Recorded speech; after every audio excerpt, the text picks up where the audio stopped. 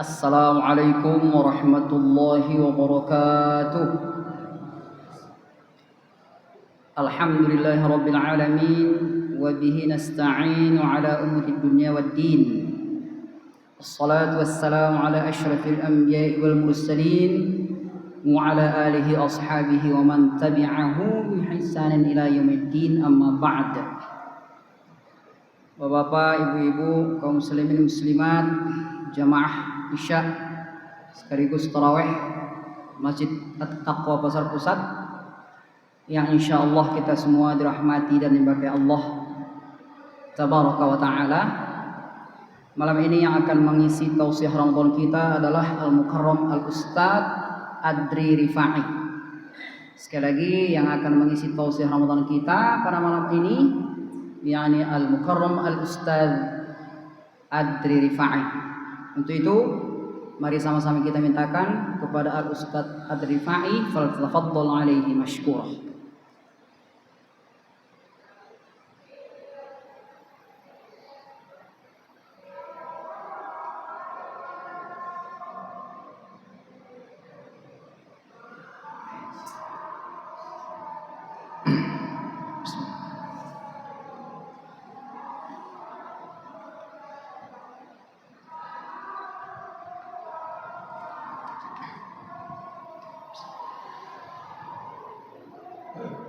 Assalamualaikum warahmatullahi wabarakatuh.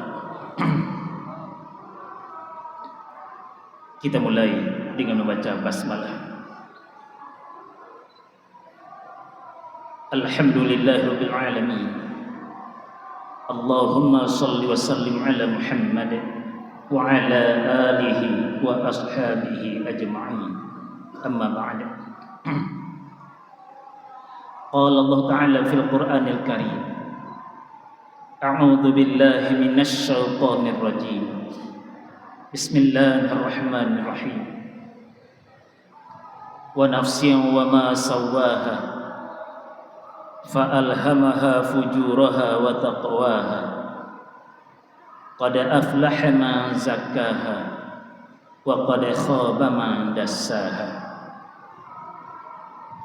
Wa nafsin wa ma sawwaha, demi jiwa dan penyempurnaan ciptaannya.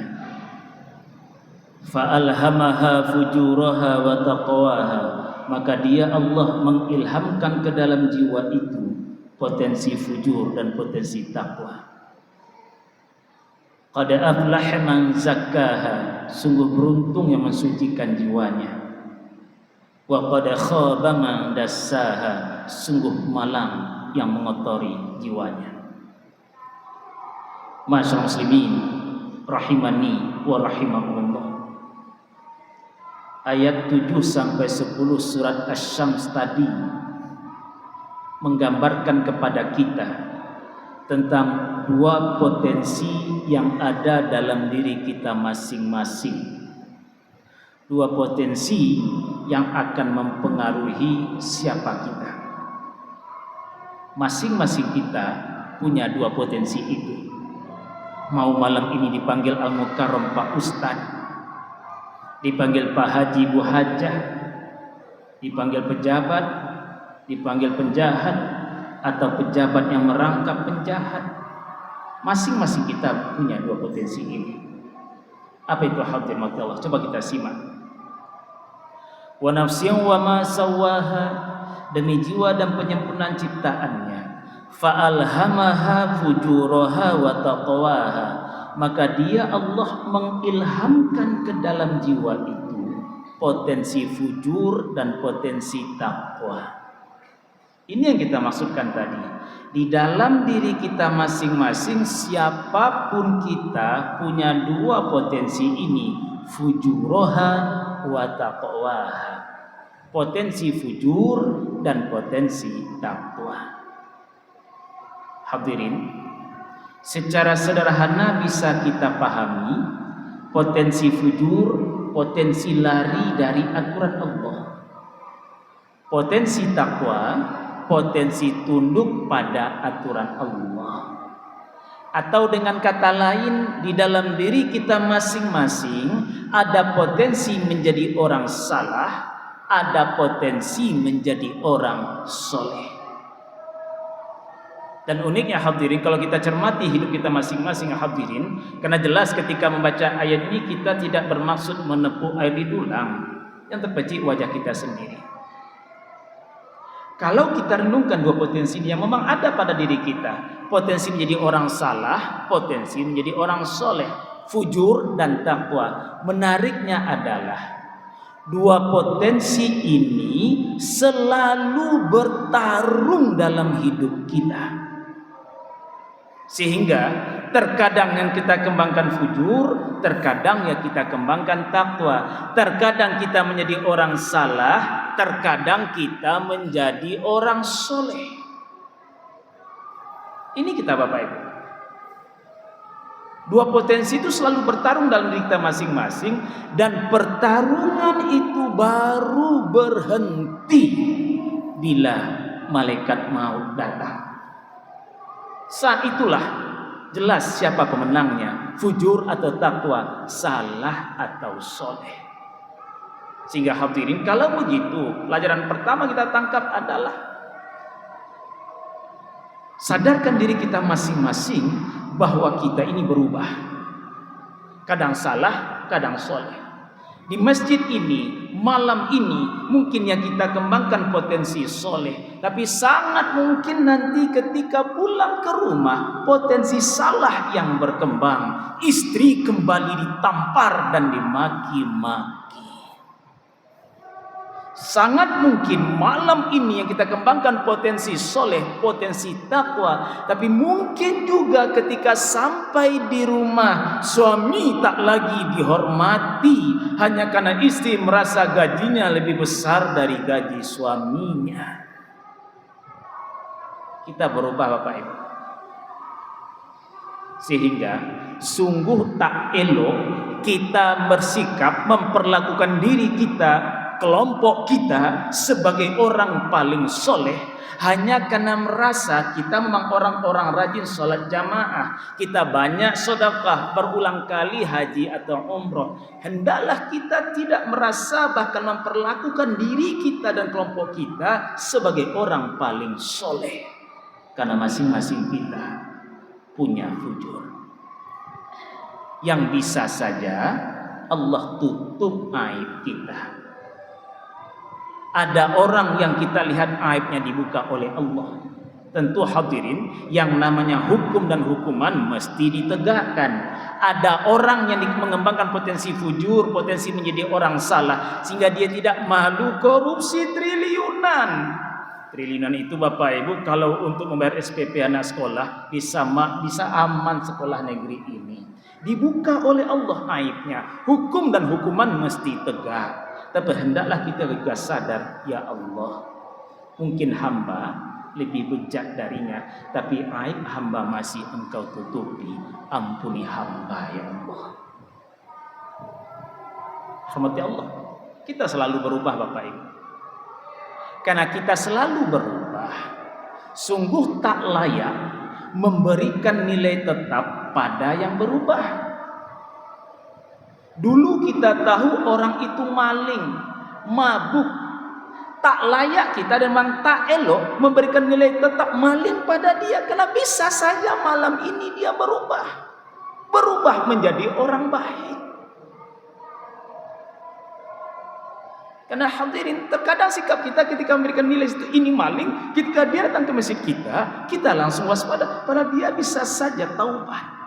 Tapi kalau yang datang pejabat, kalau perlu karpet merah yang dibentangkan, padahal bisa saja dialah sang penjahat. Karena pejabatnya berubah menjadi penjahat. Kita berubah. Sehingga tak elok kita memberikan nilai tetap pada yang berubah. Wajar ayat mengingatkan, in ja'akum fasiqun binaba'in fatabayyanu. Periksa berita bila dibawa oleh seorang fasik, apalagi menyangkut mukmin, karena orang berubah. Rahmatullah Bapak Ibu, fujur atau takwa tadi kita katakan ini selalu bertarung dalam hidup kita, sehingga kita ini mengalami perubahan. Tugas kita lah untuk terus berusaha agar yang fujur bisa ditekan. Masyarakat muslimin, bagaimana caranya? Karena kita takut tadi hadirin Bapak Ibu, ketika malaikat maut datang pada kita, justru fujur yang menang, salah yang menang. Padahal selama ini kita berusaha sholat jamaah, kita rajin sedekah. Tapi takut kita di ujung kehidupan kita justru fujur yang menang, salah yang menang dalam diri kita. Tidak ketika kita takut ini. Makanya tentu hadirin, usaha kita adalah terus-menerus melatih diri kita. Bahasa orang sekarang, tergantung makanan apa yang kita berikan ke dalam jiwa kita.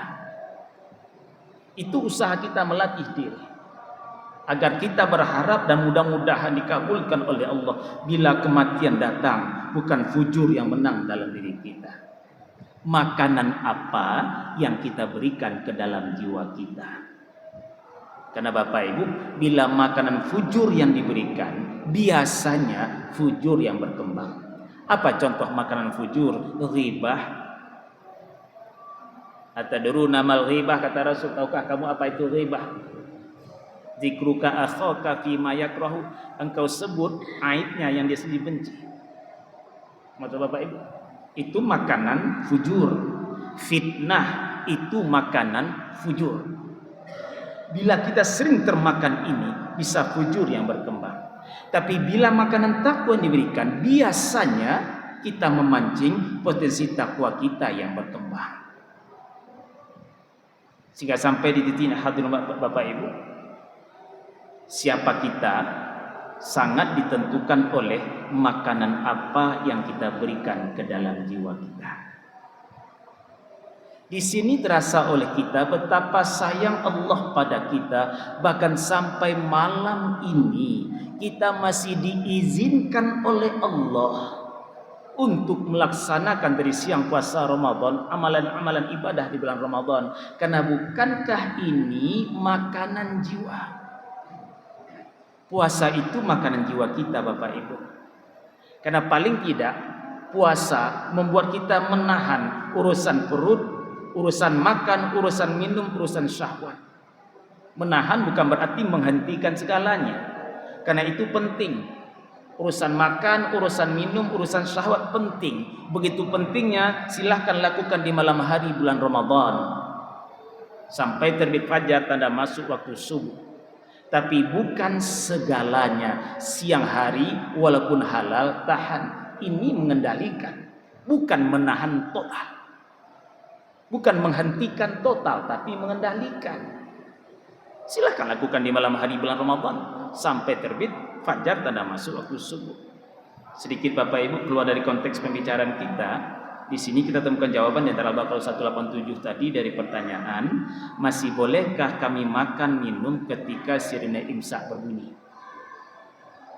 Karena hadirin di daerah kita ini kita kenal ada istilah sirine imsak. Kalau kita simak Al-Baqarah 187, mulai puasa itu ketika fajar terbit tanda masuk waktu subuh. Sirine imsak itu biasanya berbunyi 10 menit menjelang subuh masuk. Artinya waktu itu subuh belum masuk.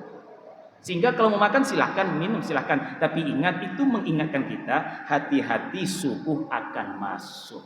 Bila subuh masuk, dalam fikih-fikih klasik kita temukan, bahkan bila nasi ada di mulut harus dibuang. Sehingga belum kita temukan dasar tunggu dulu sampai hayya 'alas shalah, belum ditemukan dalilnya, mohon maaf Bapak Ibu. Langsung berhenti. Itu guna ada peringatan tadi. Karena di masa Rasul subuh itu azannya 2 kali. Azan pertama mengingatkan subuh akan masuk. Azan kedua pertanda subuh telah masuk. Yang jarak 2 azan ini dalam hadis muttafaqun alaih sekitar 50 bacaan ayat. Sehingga situ kita paham riwayat ketika Nabi mengingatkan, jangan kamu terganggu, terpengaruh dengan azan Bilal, silakan lanjutkan makan. Itu azan pertama, bukan azan masuk waktu subuh. Semoga Allah. Ini sekadar mengulang-ulang kaji lama Bapak Ibu, karena ternyata masih kita temukan pertanyaan itu wajar saja. Semoga Allah. Kembali kita tadi, itu makanan jiwa.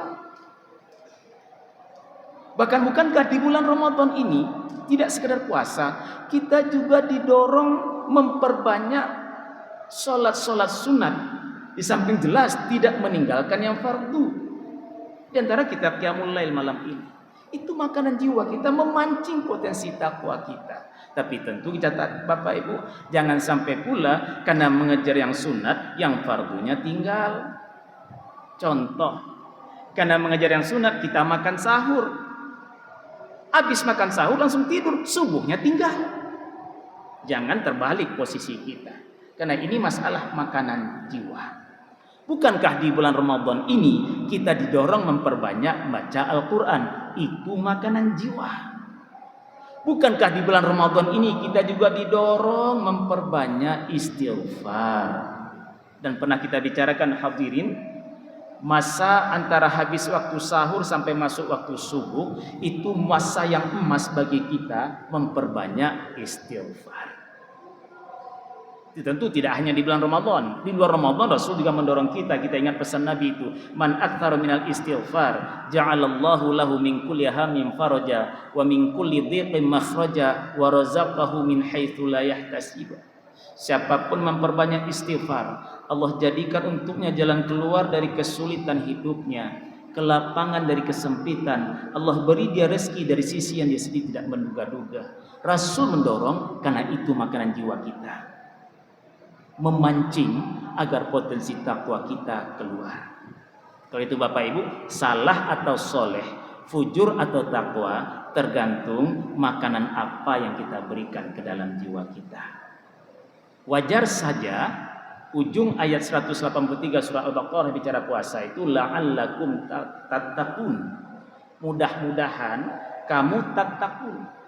Tattaqun itu kata kerja, bukan kata benda. Proses. Mudah-mudahan kalau kamu puasa, kamu terus berproses mengembangkan potensi takwamu.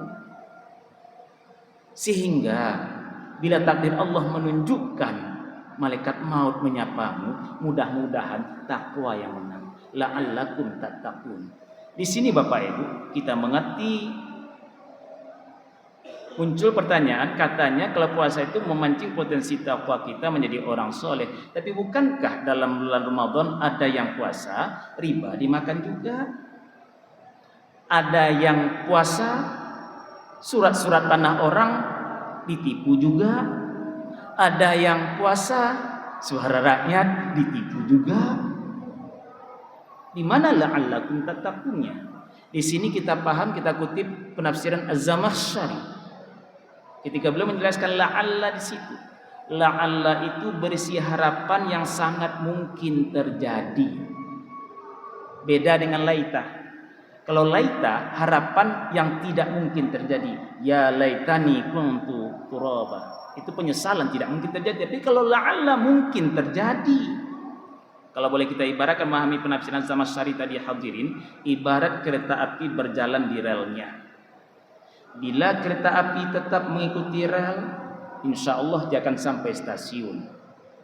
Tapi bila kereta apinya memilih melompat keluar rel, walaupun susah, tapi tetap dia paksa melompat keluar dari rel, yang salah bukan rel, yang salah kereta apinya. Padahal itu susah keluar dari rel itu, tapi tetap dipaksa keluar dari rel. Yang salah bukan rel, tapi kereta apinya. Yang salah bukan Ramadan, tapi kitanya yang memilih melompat. Maka di sini kita temukan ada kita yang puasa, tapi riba jalan. Ada kita yang puasa, korupsi jalan. Karena kereta api memilih melompat keluar dari rel, padahal seharusnya susah bagi dia keluar rel itu seharusnya. La'allakum tattaqun. Masyaallah muslimin rahimani wa rahimakumullah. Bapak Ibu, kembali tadi, fujur atau takwa kita kembangkan tergantung makanan apa yang kita berikan ke dalamnya. Makanya di sini dibutuhkan adalah keimanan. Keyakinan kita pasti dipanggil oleh Allah. Keyakinan kita pasti diminta pertanggungjawaban oleh Allah. Makanya kita berharap semoga amal ibadah yang kita lakukan ini memang atas dasar keyakinan. Ya Allah, Engkau pasti memanggil hamba. Jadikan amal ibadah ini sebagai pemancing potensi takwa hamba. Wajar yang diwajibkan puasa Ramadan itu orang-orang yang beriman. Karena ini masalah keyakinan. Yakin atau tidak, pasti nanti dipanggil Allah. Yakin atau tidak, pasti nanti diminta pertanggungjawaban. Maksud Bapak Ibu, akhirnya ketika kembali baca ayat ini kita hanya bisa berharap pada Allah. Semoga apapun amal ibadah kita, khususnya di bulan Ramadan ini, menjadi amal ibadah yang diridhoi oleh Allah dan nampak bekasnya pada hidup kita. Apa di antara bekas yang kita harapkan adalah, walau kita sadar selama ini kita orang yang berlumuran dosa, tapi mudah-mudahan dengan amal ibadah di bulan Ramadan ini muncul tekad kuat dalam diri kita, kita ingin berubah lebih baik. Bila dulu kita yang memakan uang orang dengan cara batil, mudah-mudahan Allah tuntun kita untuk berubah lebih baik. Hak orang kita berikan kembali. Karena itu yang kita butuhkan sebelum malaikat mau datang. Astaghfirullahalazim. Mohon maaf kalau ada kesalahan. Wassalamualaikum warahmatullahi wabarakatuh.